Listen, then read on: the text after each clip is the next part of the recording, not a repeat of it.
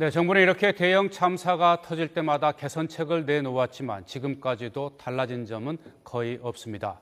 우리나라 재난관리 시스템은 무엇이 문제이며 어떻게 개선해야 할지 전문가와 함께 보다 자세히 짚어보도록 하겠습니다. 한국방재학회장을 맡고 있는 정상만 공주대 교수 자리 함께했습니다. 정 교수님 어서 오십시오. 안녕하세요. 네, 참 가슴 철렁 내려앉는 사고가 계속해서 나오고 있습니다.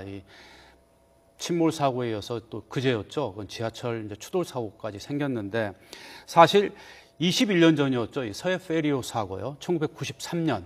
그 1993년 이후에 이 대형 재난에 관련된 백서를 6건이나 이 정부 당국에서 발간을 했다고 하는데 아직까지도 이렇게 대형 재난이 반복되고 있는 것, 우리가 과거의 대형 참사에서 교훈을 얻지 못하고 있는 이유인가요? 예, 해상에서 또는 또 육상에서 이런 사고가 발생해서 우리 국민의 가슴이 철렁 내려앉고 있습니다. 네. 우리는 그 대형 사고가 발생을 하면 그 조사와 원인은 철저히 분석을 하고 있습니다. 네. 그리고 백서도 말씀하신 대로 6개나 나올 정도로 발간을 해서 대책까지 마련을 합니다. 여기까지만 선진국입니다. 네. 그 다음에 이제 문제입니다. 백서는 이제 책장에 있게 되고 네. 잘 보지 않습니다. 그리고 사고로부터 얻은 교훈과 실행을 위한 투자가 이어져야 되는데 여기에 관심이 없기 때문에 선진국에서 하는 장기적인 안목을 갖고 하는 예방에는 관심이 적고 네. 후진국에서 주로 하는 당장의 과제인 수습에만 신경을 쓰게 되는 것입니다. 그래서 우리나라도 그 재난관리 측면에서 후진국입니다. 수습에만 신경을 쓰고 결국은 예방 투자에 신경을 안 쓰기 때문에 네. 똑같은 일이 반복된다고 생각을 합니다. 네. 수수에만 신경을 쓰고 예방 투자는 소홀히 한다. 그러다 보니까 자꾸 이런 대형 참사가 되풀이되는 게 아니냐 이런 지적이신데 매뉴얼이 아무리 체계적으로 잘 만들어져 있어도 현장에서 이 훈련으로 몸에 배어 있지 않으면은 우왕좌왕하기 마련 아니겠습니까? 이번 세월호 침몰 사고 초기 과정에서도 이 해경이 매뉴얼대로 좀 안 한 부분이 많지 않습니까? 네, 매뉴얼에 이제 보면은 조난 사고가 이제 발생할 때 경우 해양경찰청장이 중앙구조본부장을 맡게 돼 있습니다. 네. 그래서 이제 여기에 따라서 유관기관의 사항을 전파를 하고 그 다음에 이제 현장을 지휘를 해야 됐습니다. 네. 이 부분이 이제 해경이 말씀하신 대로 매뉴얼이 제대로 이제 작동하지 않았다라는 것이 드러나고 있고 네. 이것은 평소에 교육과 훈련이 부족했다는 걸 그냥 그대로 보여주고 있는 것입니다. 네. 위기 상황에 잘 대응을 하려면 평소에 교육과 훈련을 통해서 매뉴얼에 있는 내용이 체질화가 돼야 됩니다. 네. 그래서 상황 발생 시 매뉴얼을 읽을 수가 없기 때문에 거의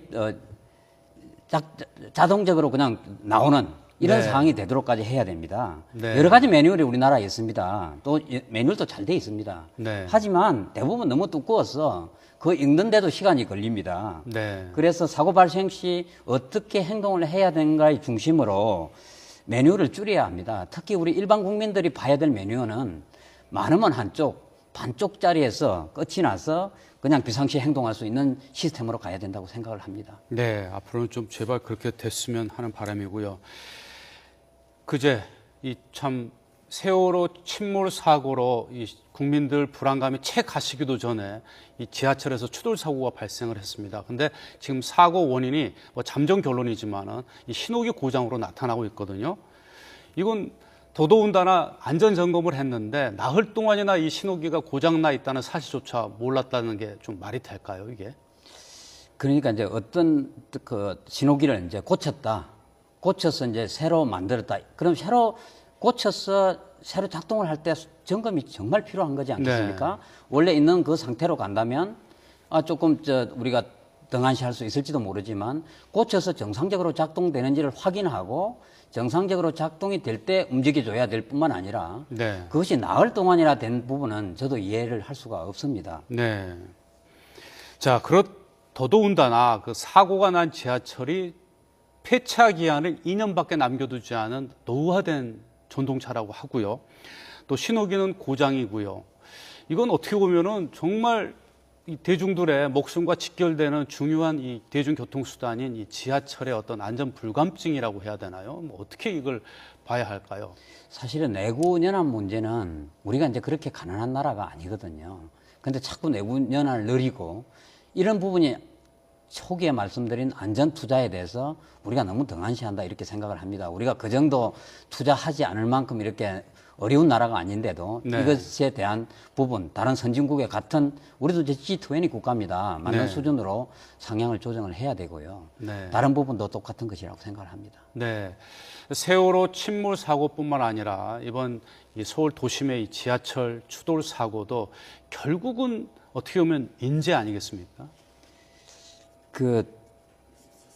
우리가 이제 사람이 부주의에 의해서 또는 우리가 작동되지 않음으로 의해서 생기게 되는 부분입니다. 그래서 이제 우리가 이런 부분도 인재냐, 뭐 천재냐 이렇게 했을 때 항상 뭐 그 논란하고 끝나기 때문에 당연히 인재죠. 네. 어떻게 해서 인재의 어떤 부분이 문제가 되고 어떤 부분에 대해서 어떤 식으로 우리가 다루어야 되느냐, 다음에 대책을 어떻게 하고 시행을 어떻게 해야 되느냐 이 부분에 더 관심을 가졌으면 합니다. 네.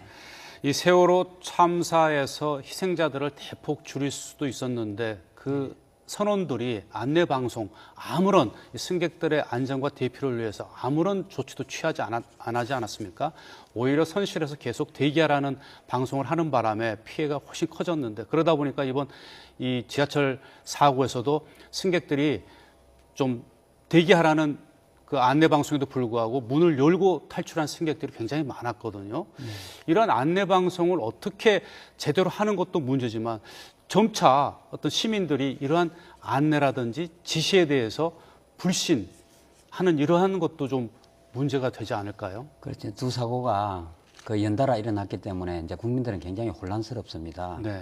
그렇기 때문에 사실은 안내 방송을 하면 안내 방송을 듣고 들은 사람이 안 들은 듣고 정상적으로 행동한 사람이 안 한 사람보다 훨씬 혜택을 받고 이런 시스템을 가는 게 정상적인데 네. 일단 선박 사고에서 이런 부분이 일어난 얼마 되지 않는 상황에서 정말 이제 국민들이 어떻게 해야 될지 모르는 상황에서 이런 상황이 발생을 하는데요. 가능하면은 우리가 이걸 너무 자극해서는 안 된다고 생각합니다. 정상적으로 작동하고 정상적으로 안내 방송을 하고 그것이 정상적으로 활동을 했을 때 이게 훨씬 피해가 적은 쪽으로 가야 되는데 언론에서도 이 부분은 좀 도와주셔야 될 것 같습니다. 네. 정상적으로 이러한 안내 조치라든지 작동이 되고 또 그걸 국민들이나 시민들이 이용하는 사람들이 그대로 믿는 것이 가장 바람직한 방향이겠죠. 자, 그리고 박근혜 대통령이 이 세월호 침몰 사고 직후에 국가안전처를 새로 만들어서 이 재난재해를 예방하겠다 이렇게 밝혔거든요. 네. 이 조직에 대해서 어떻게 보십니까? 일단 뭐 현실에 둔 합리적인 방안이라고 생각을 합니다. 우리가 지금까지 국가 조직에서 재난 유행이 이원화되어 있었고요. 또 재난 관리 전담 기구가 우리가 필요하다 이렇게 목소리를 냈었고 또 재난 안전 관리 컨트롤 타워를 구축을 해야 된다는 게 국민적인 컨센서스라고 생각합니다.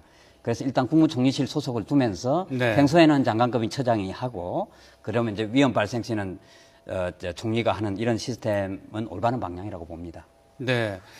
이 국가안전처가 이 총리실 산하인데 제대로 역할을 하려면 어떠한 이 지휘 통제 시스템도 잘 갖춰줘야 될 것이고요. 또 인력도 전문 인력들이 이제 배치가 돼야 되지 않겠습니까? 네. 외국의 사례를 들어서 특히 미국 같은 경우에 연방재난관리청이 상당히 그 효율적인 역할을 하고 있다고 듣고 있습니다. 앞으로 이 국가안전처가 제대로 작동하기 위해서는 어떤 점이 필요하다고 보십니까? 우리가 재난 관리라든지 환경이라든지 이런 부분은 굉장히 전문가 중심으로 가야 됩니다. 전문가가 커서 전문성이 있는 부분으로 가는 게 가장 중요하고 미국의 연방재난관리청을 볼 것 같으면 일단 1차적인 책임은 지방정부가 집니다. 2차적인 책임은 연방정부가 지게 되는데 네. 둘 다 강력한 힘을 갖고 있습니다. 그 힘 속에는 전문성이 자리 잡고 있는 것입니다. 네. 그 전문성을 확립한 관료 조직이 되는 것이 가장 중요하지 않을까 생각합니다. 네.